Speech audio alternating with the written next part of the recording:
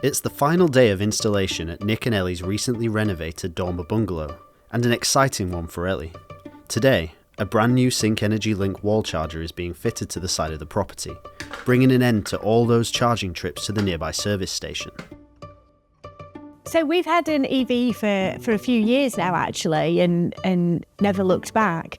But since moving to this property and renovating, we've obviously had the option where we can get something installed. And so it was really important to me that we had something that was really aesthetically pleasing as well. So we went through the options with Leon, and that's what geared me towards the Link system. There's a couple of different options with it that you can have. So I chose the recessed version, and there's also a control box, and that goes in the garage, and that's equally as sleek and compact. To create the smallest EV charger on the market, Sync Energy had to think differently, splitting the charger into two separate parts. That means just a minimal unit on display, with all the clever technology kept neatly out of sight, something Leon knew would be perfect for Ellie's needs. So it allows us to achieve that really small footprint of a socket on the wall, is that basically all the components are back within a control box within the garage. Now that control box effectively is going to be located next to the consumer unit of Nick and Ellie's home, away out of sight, which ultimately means that, you know, for them, all they see is a really, really sleek charge socket for their car with a nice halo display. Adam's back on site, ready to get cracking. So what was really important to Ellie was that the charger was as discreet as possible, and that's why we've gone for the socketed version. So once charging's complete, we can unplug it, either put the charger cable in the back of the car boot or stick it in the garage. So there'll be no problem with Ellie charging the current EV, and if they change EV in the future, it'll be fine. Before commencing the install, Adam and Nick look for the best spot to install the Link EV charger, taking into account both looks and practicality. Right, so now I've discussed with Nick and Ellie where we're going to mount the charger on the wall outside the garage.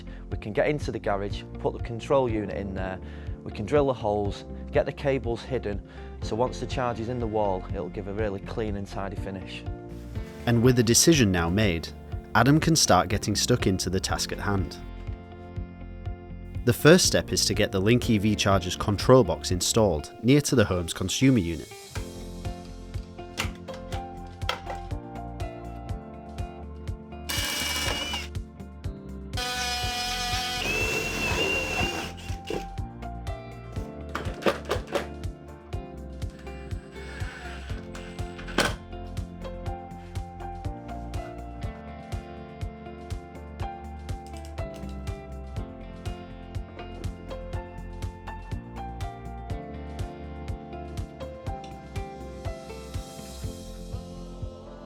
With the control box secured and wired in, it's time for Adam to core the wall for the socket installation.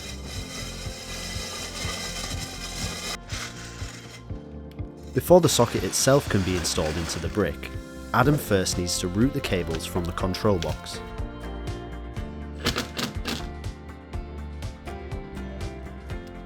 With the wall prepped and cables in place, Adam can install the recessed socket.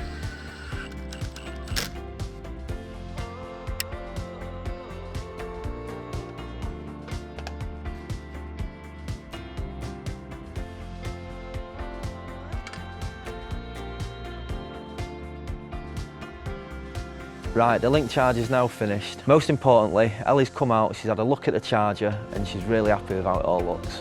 I'm thrilled with it. It looks absolutely fantastic. The last thing to do now is to hand over the paperwork and help Nick and Ellie get set up on the user app. Getting Nick and Ellie set up on the app is quick and straightforward. A simple download to each of their phones, a scan of the included QR code, and they're ready to go. Everything from setting up the app to understanding the LED display has been very simple and straightforward, which I'm very happy about.